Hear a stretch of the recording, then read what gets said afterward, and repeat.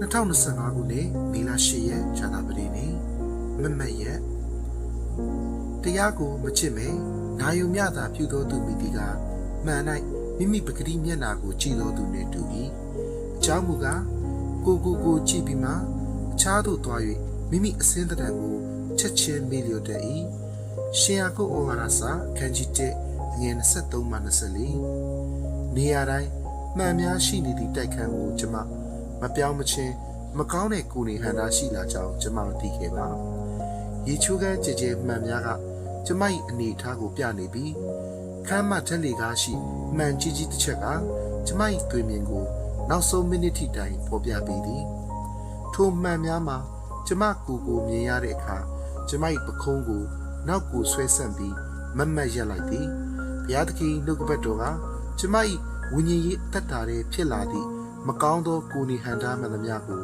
ပုံဖော်ပေးသည့်မှန်တစ်ချက်လိုဖြစ်ပါသည်အာဃာတတရားကိုစုပ်ကင်ထားခြင်းက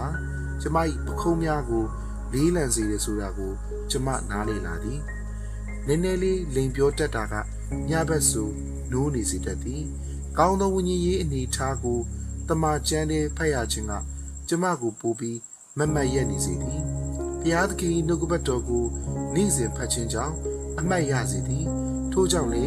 ဝိညာဉ်ရေးစာစုများရေးနိုင်သည်ကျွန်မမြင်းငယ်လေးတွေကိုပို့သည်မိသည့်စာတို့တွေမဆိုကျမ်းချက်တစ်ချက်နှစ်ချက်ပါသည်ယာကုပ်ရေးသည့်ဘုရားရှင်၏စကားတော်များမှဝေးကွာပြီးမိထားတတ်သူလိုကျွန်မမဖြစ်လို့ပါ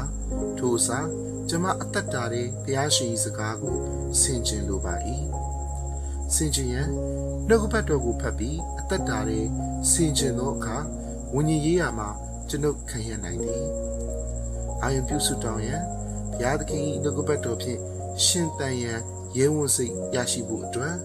ဆုတောင်းချက်ဘိုးအဖ